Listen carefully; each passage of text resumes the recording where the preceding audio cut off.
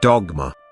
Always detrimental to the soul, human freedom of will.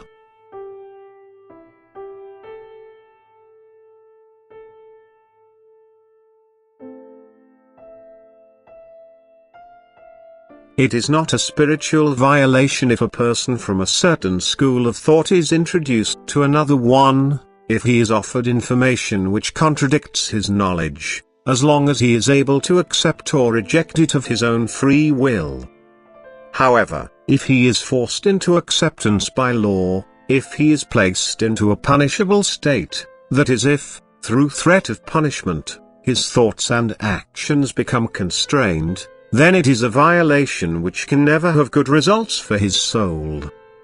Therefore, my word should always be preached, but never forcefully imposed on people. For this reason the transmission of pure truth from above is an act of purest freedom of will which always allows an unenlightened person the option to look at it as human fabrication, if the listener's will of rejection is stronger.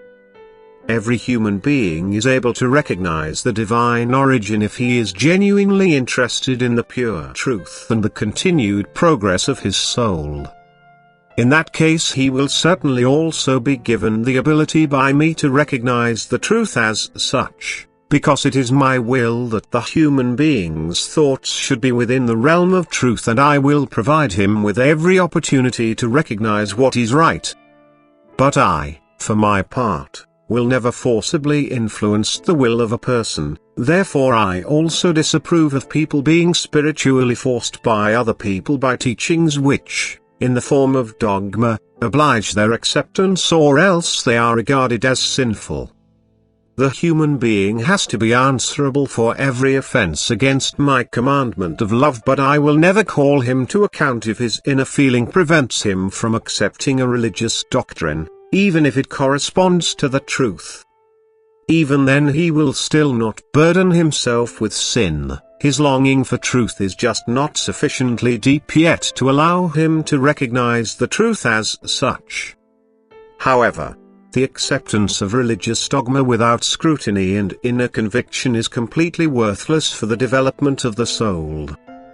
Dogma is always unfavorable for the soul because the human being is being stopped from forming an opinion about a religious doctrine, yet without deep thought no conviction of faith can ever be gained. People certainly need leaders if they do not endeavor their soul's spiritualization of their own accord. Nevertheless, wise guides should only teach and thus try to stimulate the heart and intellect, because the connection to me, to the spiritual kingdom, has to be established by every individual person himself. And the path to this end should be shown by my representatives on earth by the spreading of my word. They should always allow me to speak and never add their own words, decree commandments or impose commitments on people as if they were demanded by me. I allow every person to keep his freedom, and I am only concerned with the uninterrupted transmission and spreading of truth. Anyone who is searching for it is searching for me, and, truly, I will let myself be found by him, but anyone who does not sincerely strive for truth will not derive any benefit from the acceptance of religious doctrines either, which are presented to him as dogma, and therefore he believes that he may not reject them.